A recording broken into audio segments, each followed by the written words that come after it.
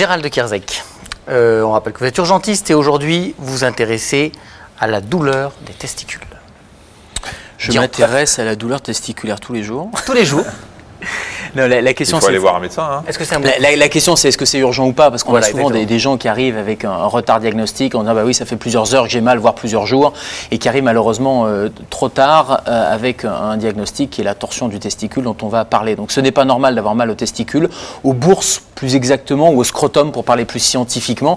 Donc qu'est-ce que c'est la bourse et le scrotum? On a un schéma anatomique où on voit qu'il y a le testicule qui est la boule, et puis il y a les annexes qui partent et qui vont rejoindre le petit cordon là, qui monte sur le testicule et qui va rejoindre la cavité abdominale et qui est responsable de douleurs scrotales, de douleurs du testicule et de toute la bourse. Alors si on veut juste regarder, je ne vais pas vous faire une démonstration, mais en fait c'est une douleur qui va partir du testicule, qui va remonter sur le pli inguinal et qui va remonter jusqu'à l'arrière du dos dans ce qu'on appelle la fosse lombaire. Et ça c'est une douleur scrotale qui doit inquiéter, qui doit motiver une consultation pour la simple et bonne raison que le premier diagnostic à évoquer, c'est la torsion des annexes testiculaires. Donc on a un deuxième schéma anatomique où on voit très bien que le testicule est en train de vriller, le cordon spermatique au-dessus de la bourse est en train de se tordre, responsable de ces douleurs intenses, brutales, violentes, qui peuvent être précédées de quelques douleurs qui ont été spontanément résolutives. On a parfois un petit peu mal et puis ça passe, et ça doit déjà être un signe d'alerte.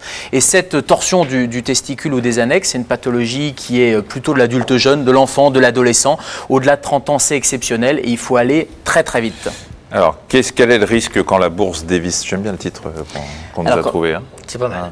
Quand la bourse se visse ou dévisse, parce qu'en fait, c'est un vrai mouvement de torsion. Alors, en fait, le cordon spermatique... C'est un jeu de mots par rapport à la bourse. Donc, si vous mettez quand la bourse visse, ça tombe à l'eau, Gérald.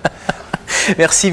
Je vous en prie. Donc le cordon spermatique, on l'a vu, il se visse, il se dévisse, il se tord. Bref, il y a des vaisseaux qui passent à l'intérieur. Et si les vaisseaux à l'intérieur sont complètement comprimés, eh bien le testicule ne sera plus approvisionné en sang. Et donc il va y avoir une ischémie, pour employer le mot scientifique, testiculaire. C'est-à-dire que le testicule ne sera plus oxygéné. Il va y avoir une nécrose et ce testicule va mourir. Alors, je crois qu'il y a un sujet dans Allo Docteur sur l'infertilité.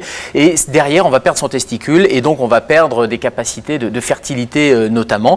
Donc il faut rapidement détordre et ça se fait chirurgicalement. Il y a très peu d'examens complémentaires. Finalement, dès qu'il y a un doute, c'est le chirurgien qui intervient. L'échographie n'est pas très contributive et il faut aller rapidement détordre, dévisser ce testicule pour pouvoir examiner, j'allais dire, l'étendue des dégâts. Et si le testicule est conservable, on va le laisser en place, le chirurgien va le fixer. Et parfois, malheureusement, et surtout quand les patients arrivent avec plusieurs heures de retard, on est obligé d'enlever, les chirurgiens sont obligés d'enlever ce testicule-là et ils fixent le testicule controlatéral, celui qui reste, pour pouvoir éviter le même incident.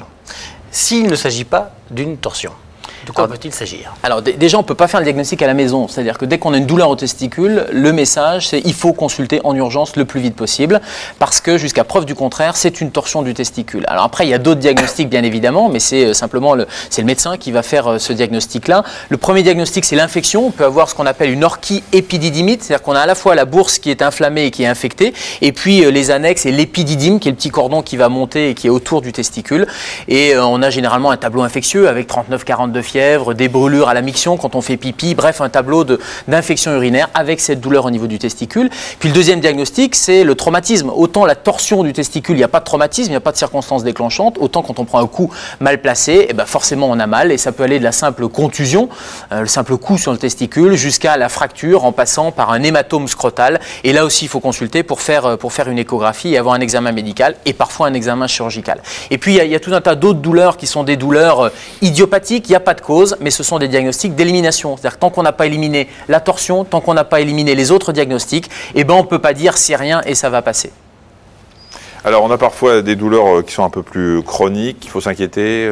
Qu'est-ce qu'on fait aussi? Alors oui, il faut s'inquiéter. Si c'est chronique, il ne faut pas forcément aller aux urgences, mais votre médecin généraliste sera tout à fait à même d'aller plus loin dans le diagnostic. Alors on l'a vu, il y a des épisodes de pré-torsion où on peut avoir le mécanisme le cordon spermatique qui se vrille un peu puis qui se détord. Donc ça doit être un signe d'alerte et ça doit motiver une consultation chez votre médecin. Et puis il y a, j'allais dire la pathologie, mais ce n'est pas vraiment une pathologie, c'est la varicocèle, c'est la dilatation sous forme de varices au-dessus du testicule, des petites veines, et ça donne un aspect, quand on palpe les testicules, de sac de verre, un peu de sac de nouilles ou de sac comme des petits verres, au-dessus du testicule, souvent à gauche pour des raisons anatomiques. Donc quand on palpe au-dessus du testicule, on a cette impression un peu de dilatation, comme des varices qui sont au-dessus du testicule et qui peuvent être douloureuses, qui peuvent augmenter de volume et qui peuvent nécessiter une consultation, voire une intervention chirurgicale. Je vois Magali qui nous regarde en disant ça m'arrivera jamais. De quoi il parle? Ça m'arrivera jamais. Non, je vais attendre.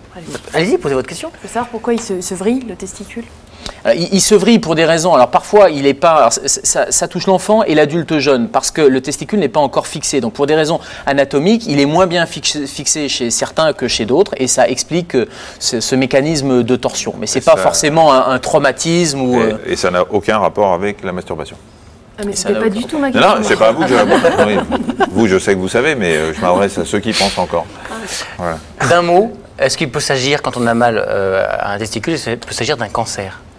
Très rarement. C'est-à-dire que le cancer se manifeste très rarement par un épisode douloureux. Alors parfois on a un épisode douloureux, on va consulter et on découvre de manière fortuite, par hasard, un cancer. Mais c'est un mode de révélation extrêmement rare. En revanche, pour se dépister, pour se dépister un cancer du testicule, il faut apprendre à avoir un réflexe que, mesdames, vous avez, qui est l'autopalpation mammaire. Eh bien, il faut avoir l'autopalpation testiculaire. Et il faut prendre l'habitude et enseigner aux enfants, aux adolescents à se palper les testicules sous la douche et aller dépister une irrégularité, une boule qui serait plus grosse qu'une autre ou en tout cas un changement ou une asymétrie, un changement de taille et ça doit motiver une consultation. Et pour une fois, on va contredire Pierre Desproges qui disait testis unus, testis nullus, on ne va pas bien loin avec une seule, ce qui est faux, on peut très bien vivre avec un seul testicule.